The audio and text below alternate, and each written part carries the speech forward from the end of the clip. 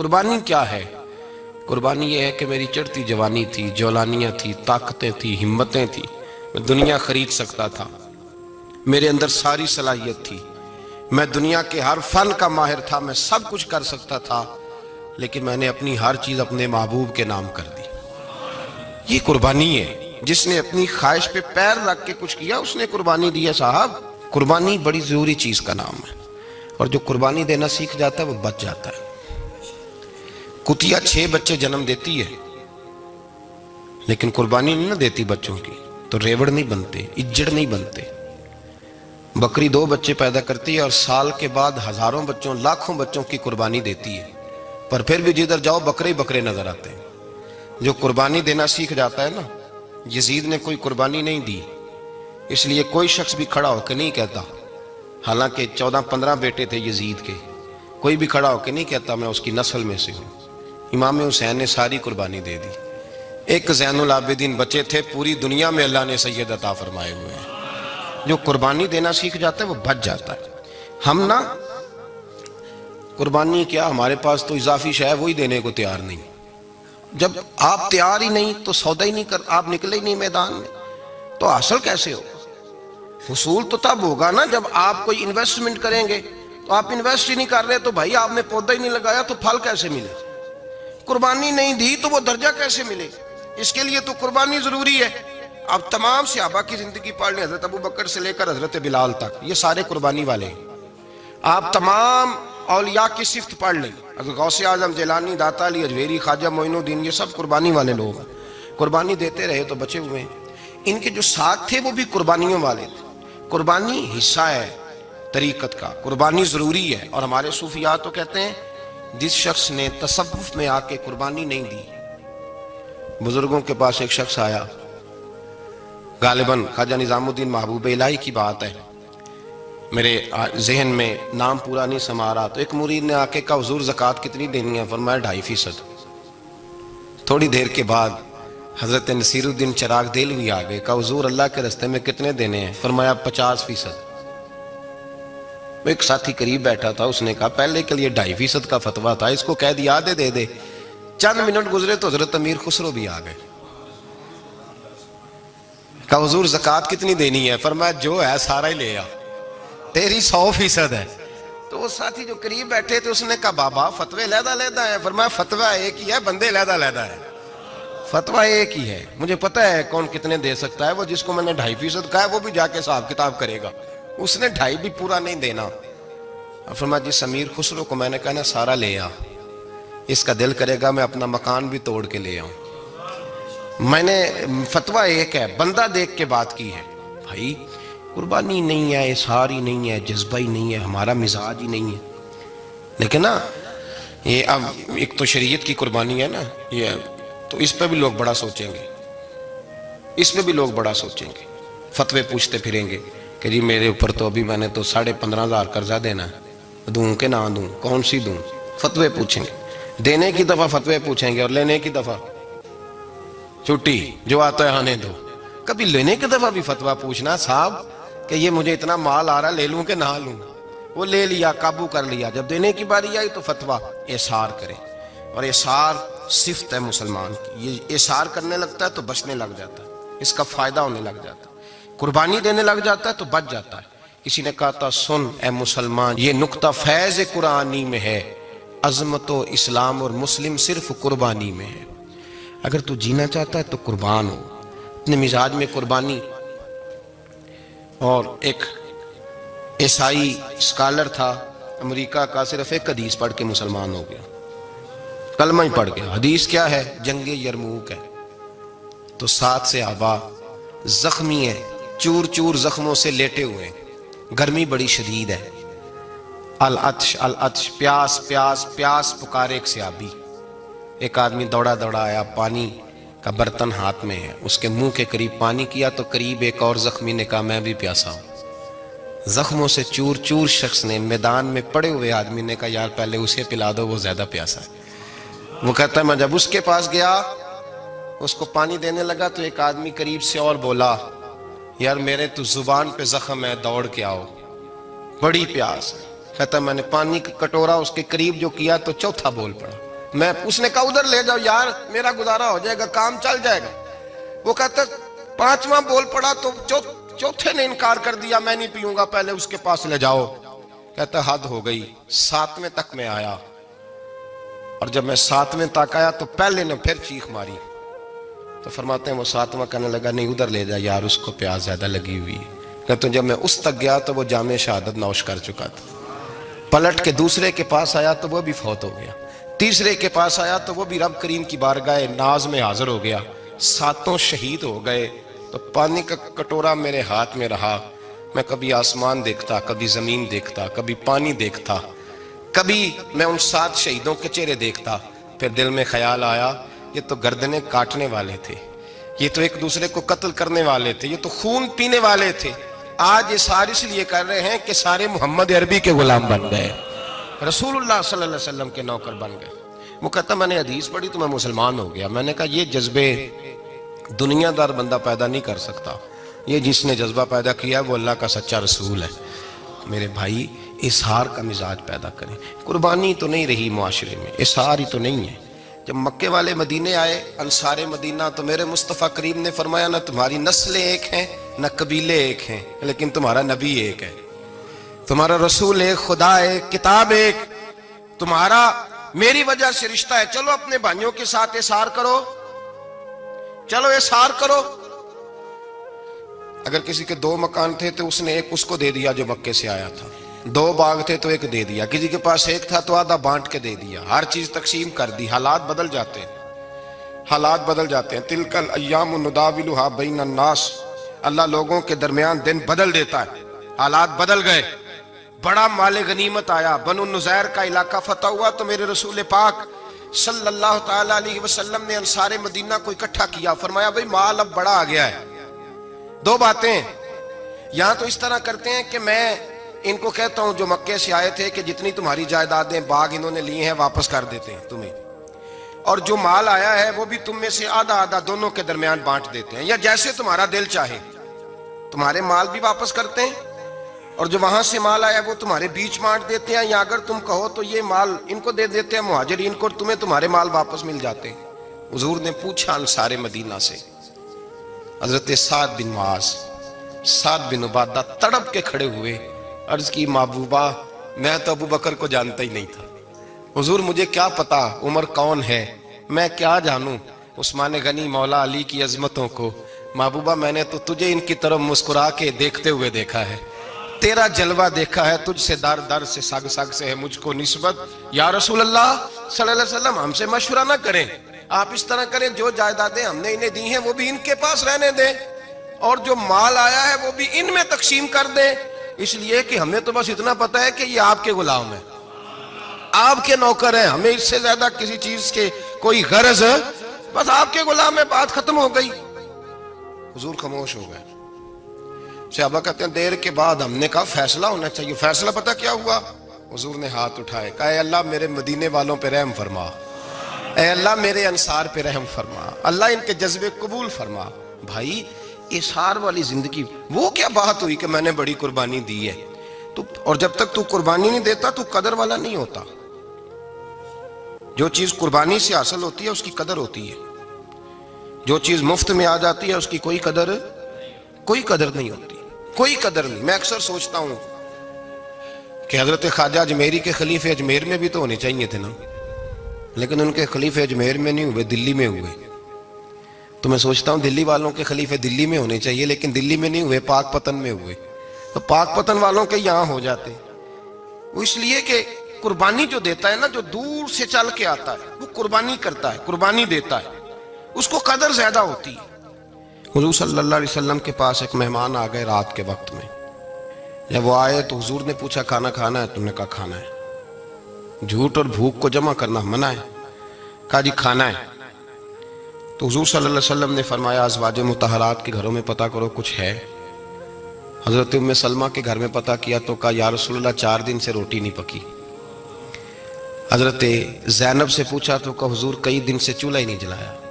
حضرت عائشہ صدیقہ, حضرت میمونہ, حضرت سودا, تمام گھروں سے بظاہر یہ 2 جہاں کے شاہ ہیں, پر پاس کچھ رکھتے نہیں, 2 جہاں کی نعمتیں ہیں ان کے خالی ہاتھ میں. ہر چیز ہے پر فقر اختیاری ہے، کوئی شے نہ ملی تو نبی پاک صلی اللہ علیہ وسلم نے مسجد میں اعلان کیا، فرمایا کون ہے جو میرے مہمان کو روٹی کھلائے؟ ان لفظوں کا حسن کوئی حسن والا ہی سمجھ سکتا ہے۔ فرمایا کون ہے جو میرے مہمان کو کھانا کھلائے؟ تو ایک صحابی لے گئے اور اٹھے وہ صحابی جو صحابہ میں غریب تھے، ایک انصاری جو غریب آدمی تھے۔ بہت زیادہ امیر آدمی اللہ کی راہ میں خرچ نہیں کر پاتا، اس کے لیے مشکل ہو جاتا ہے۔ اس کے لیے بہت امیر آدمی جو ہوتا ہے نا، وہ جتنا زیادہ امیر ہوتا ہے نا اتنی دیوار اس کے گرد کھڑی ہو جاتی ہے پیسوں کی، مشکل ہو جاتا ہے اس کے لیے۔ غریب آدمی کھڑے ہوئے، اگرچہ میرے محبوب کے غلاموں میں جو بڑے امیر تھے وہ بھی خرچ کرنے میں بڑے آگے تھے، حضرت عثمان غنی رضی اللہ تعالیٰ عنہ، حضرت عبد الرحمن ابن عوف، حضرت ابو بکر صدیق رضی اللہ۔ لیکن یہ غریب آدمی کا حضور میں لے جاؤں گا، میں لے کے جاؤں گا، اور یہ بخاری مسلم ہے۔ حضور نے فرمایا لے جاؤ۔ وہ اب صحابی گھر لے گئے اور بیوی سے مشورہ کیا، بات پہ غور کرنا، ہر چیز کی بھوک دیکھی جا سکتی ہے، بچوں کی نہیں دیکھی جا سکتی۔ وہ انصاری حضور کے مہمان کو گھر لے گئے، جا کے بیوی سے مشورہ کیا، کہا بھلی مانس گھر میں کچھ ہے؟ تو اس نے کہا تھوڑا سا بچوں کے لیے کھانا رکھا ہے، بچوں کے لیے۔ بچے تو بزدل کر دیتے ہیں، بچے تو آدمی کو بزدل کر دیتے ہیں، بچے تو مار دیتے ہیں، کلیجہ پھٹ جاتا ہے بچہ بھوکا ہو تو، نیند ہی نہیں آتی۔ اب صحابی اپنی بیوی سے کیا کہتے ہیں؟ کہتے ہیں بچوں کو بہلا کے سلا دے، اور رسول اللہ کے لیے نہیں، رسول اللہ کے مہمان کے لیے، بھئی نبی پاک کے لیے نہیں، حضور کے تجھ سے در در سے سگ اور سگ سے ہے مجھ کو نسبت، میری گردن میں بھی ہے دور کا پٹکا تیرا، تجھ سے در در سے سگ سگ سے ہے مجھ کو نسبت۔ لمبی بات ہے کہ بچوں کو سلا دو۔ بی بی نے بچوں کو سلا دیا تو میاں بیوی کا مشورہ ہوا کہ مہمان کے ساتھ بیٹھ کے روٹی کھانا بھی سنت ہے۔ تو اب مہمان کے ساتھ بیٹھ کے کھانا بھی ہے تو کھانا ہے ایک دو آدمی کا۔ اب خاوند اپنی بیوی کو تیار کرتا ہے کہ میں بھی کھانے پہ بیٹھ جاؤں گا، تو بھی بیٹھ جانا، اور جب مہمان کھانے میں ہاتھ ڈال لے تو اٹھنا، کہنا وہ ہو دیا تو صحیح کیا ہی نہیں، ابھی بجھ جائے گا، اور جا کے دیا بجھا دینا۔ ہم ہاتھ ہلاتے رہیں گے، مہمان روٹی کھاتا رہے گا۔ اور یار اس درد کو، اس کیف کو سمجھو، گھر میں بچے بھی بھوکے، بچوں کی ماں بھی بھوکی، بچوں کا باپ بھی بھوکا، دسترخوان پہ روٹی لگ گئی، روٹیاں چن ڈالی، بی بی اٹھی کہنے لگی او ہو چراغ تو صحیح کیا ہی نہیں، یہ تو بجھ جائے گا۔ حوصلے مند بی بی جس نے بچے بھوکے سلا دیے، وہ بھوکے سوئے ہوئے بچوں کی بھوکی اماں اٹھی اور اپنے خامند کی تابع داری میں اٹھی، میں گڈی تے ہاتھ ڈور سجن دے، وہ جنج رکھے اونج رہنا ہے، اٹھی اور اس نے نہ دیا ٹھیک کرنے کے بہانے بجھا دیا۔ مہمان روٹی کھاتا رہا اور رسول اللہ کے نوکر قربانی دیتے رہے۔ وہ روٹی کھا کے سیر ہو کے بستر بچھایا تو سو گیا۔ یہ میاں بیوی ساری رات بچوں کی طرف دیکھتے رہے اور غور کرتے رہے اور راضی رہے کہ ہم نے حضور کا فریضہ نبھایا ہے۔ قربان جاؤں محبوب پہ، بے خبر ہو جو غلاموں سے، وہ آقا کیا ہے۔ وہ صحابہ وہ اگر قربانیاں دیتے تھے تو جو اعزاز ملتا تھا وہ بھی بڑا شان والا ہے۔ صحابی کہتے ہیں میں فجر کی نماز پڑھنے مسجد آیا، پہلا قدم رکھا تو میرے کریم بولے، حضور نے فرمایا رات جو تو نے اور تیری بیوی نے عمل کیا ہے خدا کو بھی بڑا پسند آیا ہے، محمد مصطفیٰ کو بھی بڑا پسند ہے۔ اور پھر ایک لفظ اور ہے حدیث میں، ایک روایت میں کچھ جملے اور بھی ہیں۔ حضور نے فرمایا جب تو اور تیری بیوی رات مہمان کے ساتھ ایثار کر رہے تھے نا تو عرش کا مالک تمہیں مسکرا کے دیکھ رہا تھا، رب تمہیں دیکھ کے مسکرا رہا تھا، رب تمہیں دیکھ کے مسکرا۔ تر دامنی پہ شیخ ہماری نہ جائیے، ہم دامن نچوڑ دیں تو فرشتے وضو کریں۔ فرمایا وہ مسکرا رہا تھا کہ میرے بندے میرے رسول کی رضا کے لیے کیا کر رہے ہیں۔ اور صاحب دیکھو، نبی پاک کے لیے نہیں، خاندان کے لیے نہیں، خاندان نبوت کے لیے نہیں، حضور کے نہ سمجھیں یار، اس پہلو کو سمجھیں، نبی پاک کے بریلی کے امام بول پڑے، فرمانے لگے تجھ سے در، در سے سگ، سگ سے ہے مجھ کو نسبت، تجھ سے در، در سے سگ کتے کو کہتے ہیں فارسی میں۔ فرماتے محبوب تیرا دروازہ اور دروازے پہ کتا اور کتے کے پاس میں بیٹھا ہوں، چلو کتے کے پاس تو بیٹھا ہوں نا، میری گردن میں بھی کوئی تو پٹکایا ہی ہے نا، تجھ سے در، در سے سگ اور سگ سے ہے مجھ کو نسبت، چلو میری گردن میں بھی ہے دور کا پٹکا تیرا۔ قرآن مجید بول اٹھا، رب کریم نے فرمایا حبیب یہ تیرے غلام وہ ہیں کہ وَيُقْصِرُونَ عَلَىٰ أَنفُسِهِمْ وَلَوْ كَانَ بِهِمْ خَصَاصَةٌ۔ فرمایا ان کا حال یہ ہے کہ جس چیز کی شدید حاجت ہوتی ہے وہ بھی اپنے بھائیوں پہ قربان کر دیتے ہیں، وہ دے دیتے ہیں تیرے نام پہ۔ ہم نے کسی شے کے لیے کبھی قربانی نہیں دی، نہ دین کے لیے، نہ قرآن کے لیے، نہ مسجد کے لیے، نہ شیخ کے لیے، نہ طریقت کے لیے۔ قربانی تو ہے ہی نہیں۔ تو جو شے مفت ملتی ہے اس کا نہ مزہ آتا ہے نہ قدر ہوتی ہے۔ جو چیز قربانی کر کے لیتے ہو نا، قربانی کر کے، اس کی قدر ہوتی ہے۔ کسی لیے کہا تھا کسی درویش نے، اس نے کہا تھا قدر نبی دا ایک کی جانن دنیا دار کمینے، قدر نبی دا جانن واگے سو گئے وچ مدینے۔ ان سے پوچھو نا، ان سے پوچھو ان حضرات کو کتنی قدر تھی۔ قربانی اپنی زندگی میں دینا سیکھیں۔ ایک ہوتی ہے بندے کی ذاتی خواہش، اس کو کچلنا بڑا مشکل ہوتا ہے۔ ہم روایتیں پڑھتے ہیں، سنتے ہیں، لیکن آپ یقین کریں پنکھے کے نیچے مسجد میں کوئی دوسرے کو جگہ دینے کو تیار نہیں۔ پھر پنکھا ہے نا چل رہا ہے تو کوشش ہے کہ مجھے این اس جگہ ملے جہاں پنکھا چل رہا ہے۔ اتنا بھی احسار کرنے کو لوگ تیار نہیں، اتنا بھی۔ اور درجے بڑے بڑے لینے چاہتے ہیں، بڑے بڑے درجہ۔ وہ ہمارے پاس لوگ آتے ہیں، دو چار لفظ لکھے ہوتے ہیں نا نام کے ساتھ، کوئی علامہ لکھ دیتا ہے، کوئی پیر صاحب لکھ دیتا ہے، تو لوگ بڑی باتیں پوچھ لیتے ہیں۔ کئی دفعہ آ کے پوچھتے ہیں میرا زیارت کرنے کو دل کرتا ہے۔ میں کہتا ہوں یار تو نے آخری سیڑھی پہ پیر رکھ دیا ہے، بالکل آخری پہ۔ دل تو تیرا جس چیز کو کرے گا تو وہ کرنے لگ جائے گا۔ پہلے شروع تو حضرت جنید بغدادی رحمت اللہ تعالی علیہ، وہ دریا کنارے کھڑے تھے تو آپ دریا کے اندر پیر رکھا آگے جانے کے لیے۔ یہ اعلیٰ حضرت نے لکھا ہے واقعہ ملفوظات شریف میں۔ دریا پار کرنے کے لیے پیر رکھا تو ایک شخص کہنے لگا حضور مجھے بھی ساتھ لے لیں۔ آپ نے فرمایا میں دریا پار کروں گا تو اس طرح کرنا، میرا کرتا پکڑ لے اور یا جنید کہنا شروع کر دے۔ یا جنید، اس پہ فتویٰ بھی لگ جاتا ہے، پر کیا کرے، اب مسئلہ تو صحیح ہے نا۔ تو پیر میرا پیچھے سے کرتا پکڑ لے اور یا جنید کہا ہے۔ وہ کہتا ہے پیر رکھا نا حضرت نے پانی میں تو میں بھی پیچھے۔ تو حضرت جنید بغدادی کیا کہتے ہیں یا رحمان یا اللہ، یا رحمان یا اللہ، وہ خود یہ پڑھ رہے ہیں اور مجھے لگایا یا جنید پہ۔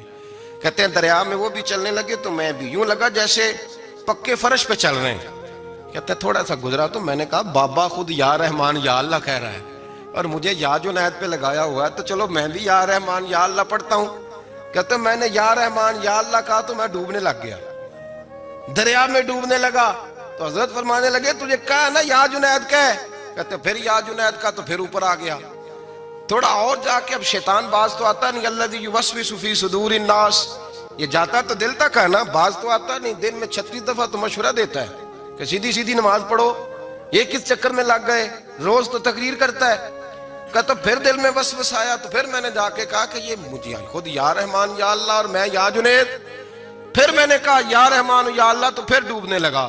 کہتے ہیں بابے نے پکڑ کے نکالا، کہا چپ کر کے یا جنید کہہ اگر پار جانا ہے تو، یا جنید کہہ۔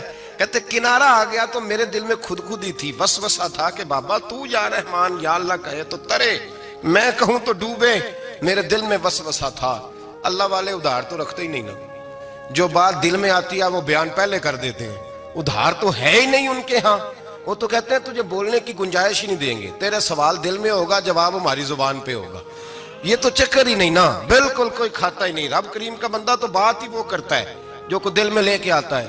فرماتے ہیں جیسے ہی میرے دل میں یہ وسوسہ تھا، حضرت جنید بغدادی رحمت اللہ تعالیٰ علیہ باہر نکل گئے تو پلٹ کے میری طرف دیکھا اور مسکرا کے فرمانے لگے بیٹا جنید تک تو پہنچ لے، اللہ تو ابھی بڑی دور ہے، ابھی جنید تک تو پہنچ جا، ابھی تو جنید تک نہیں پہنچا، ابھی تو میرے تک تو پہنچ جا، اللہ تو ابھی بڑی دور ہے، تو ڈائریکٹ ہی وہاں تک جانے لگا ہے، شروع تو ہو ابھی۔ تو یہاں لوگ سیدھا جا کے کہتے ہیں زیارت کرنی ہے۔ مجھے ایک صاحب کہنے لگے جی میں نے ایک پیر صاحب کے بارے میں سنا ہے ان کی بیعت ہوتے ہی بندے کو نبی پاک کا دیدار ہو جاتا ہے۔ میں نے کہا ٹھہر جا ذرا، اس کو بھی کہہ بریک پہ پیر رکھے، بیعت کرتے ہی دیدار ہو جاتا ہے۔ یہ کوئی لوٹ سیل ہے؟ زندگی گزر جاتی ہے انسان کی، مر جاتا ہے، اور جس کو حضور کا دیدار ہو پھر بچ جائے، پھر قائم رہے، پھر اس کی زندگی نہ بدلے، پھر اس کا دنیا سے کوئی تعلق رہ جائے۔ یہ پوچھ ابو بکر صدیق سے جنہیں دیدار ہوا تھا، جب دیدار ہوا تو یار رہا ہے، باقی کوئی شے بھی نہیں رہی، پھر محبوب رہے اور کچھ بھی نہیں بچتا۔ تو وہ کس طرح کا ہے جو دیدار بھی کراتا ہے اور پھر کہتا جاؤ دکان بھی کھول لو جا کے؟ یہ کیسی بات ہے؟ وہ ایک منزل ہے، وہ اپنی جگہ پہ آ کے آتی ہے، اور یہی بہتر ہے کہ پردوں میں وہ پردہ پوش رہے، وہ اگر پردے اٹھا دے تو کسے ہوش رہے، پھر مشکل ہو جاتا ہے معاملہ، مشکل ہو جاتا ہے۔ تو بھائی یاد رکھیں، قربانی دینا سیکھیں، اثار کرنا سیکھیں اور صفر سے شروع کریں۔ زندگی میں ہم لینے کے چکر میں پڑ جاتے ہیں تو نقصان اٹھاتے ہیں۔ عقل کے گھوڑے کم دوڑائیں، محبت کے ساتھ عمل زیادہ کریں، دماغ کا استعمال کم کریں اور عمل زیادہ کریں، زیادہ عمل کریں، ورنہ شیطان تو نماز بھی نہیں پڑھنے دے گا۔ وہ تو کہے گا کہ جناب چلو ٹھیک ہے، اللہ نے معاف ہی کر دینا ہے نا، وہ تو کچھ بھی نہیں کرنے دے گا۔ دماغ کا استعمال کم کریں اور عمل زیادہ کریں، جد و جہد زیادہ کریں، اثار کریں، قربانی کریں، اپنی زندگی میں کریں، کسی کے لیے کچھ اثار کریں، کسی کو کچھ دیں۔ یہ جو ہم اولاد کے لیے قربانی دیتے ہیں نا، تو یہ قربانی نہیں ہوتی، یہ لالچ ہوتا ہے، یہ سودا ہے۔ پتہ ہے آپ کو، یہ سودا ہے۔ ہم بچپن میں ان کی خدمت کریں گے، یہ بڑھاپے میں ہماری خدمت کریں گے، تو یہ تو تجارت ہے، یہ کوئی اصول نہیں۔ میرے بچے بڑے ہو گئے تو مجھے خیر صلاح، یہ تجارت ہے بھائی، یہ تجارت ہے، یہ قربانی نہیں، تو تجارت ہے۔ یہ آپ جو کر رہے ہیں یہ تو کمیٹی ڈال رہے ہیں آپ، اور چونکہ نیت یہ ہوتی ہے خدمت کی، تو پھر نصیب والوں کو خدمت ملتی ہے، قسمت والوں کو ملتی ہے۔ ورنہ بچے کہتے ہیں ابا جی ٹھیک ہے آپ نے ہماری خدمت کی تو سارے کرتے ہیں، آپ نے کوئی نوکی تھوڑی کی ہے، چھٹی آپ وہاں بیٹھیں، چائے ملے گی وقت پہ پہنچے گی، لیکن آپ مداخلت نہ کریں کسی چیز کے اندر، تجارت نہ کریں، اثار کریں، قربانی کریں۔ ہمارے صوفیاء یہ کہتے ہیں اولاد سے بھی توقع نہ کرو خدمت کی، نہ توقع کرو، بس یہ کہو کہ میرا رب مجھے بڑھاپے۔ دیکھیں نا نبی پاک صلی اللہ علیہ وسلم نے دعا مانگی، اے اللہ ارذل العمر ہونے سے بچا، عمر کے اس حصے سے بچا جس میں دوسروں پر انسان بوجھ بن جاتا ہے، دعا مانگ۔ تو یہ لالچ بھی نہ کبھی زندگی میں رکھیں کہ میری فلاں آدمی خدمت کرے گا، یہ لالچ بھی برا ہے، اس پر بھی توجہ نہ کریں۔ اپنی دنیا آپ پیدا کر اگر زندوں میں ہے، سر آدم ہے، ضمیر کن فکاں ہے زندگی، یاد رکھیں۔ ہوش آنے سے لے کر اپنا یہ ذہن بنا لیں کہ میں آج سے اپنے آپ کو خود چلاؤں گا، میں سایہ دوں گا، بھکاری مان کے کبھی کسی سے سہارا مانگوں گا نہیں، سہارا دیں، کسی کے لیے قربانی دیں، اثار کریں، جد و جہد کریں۔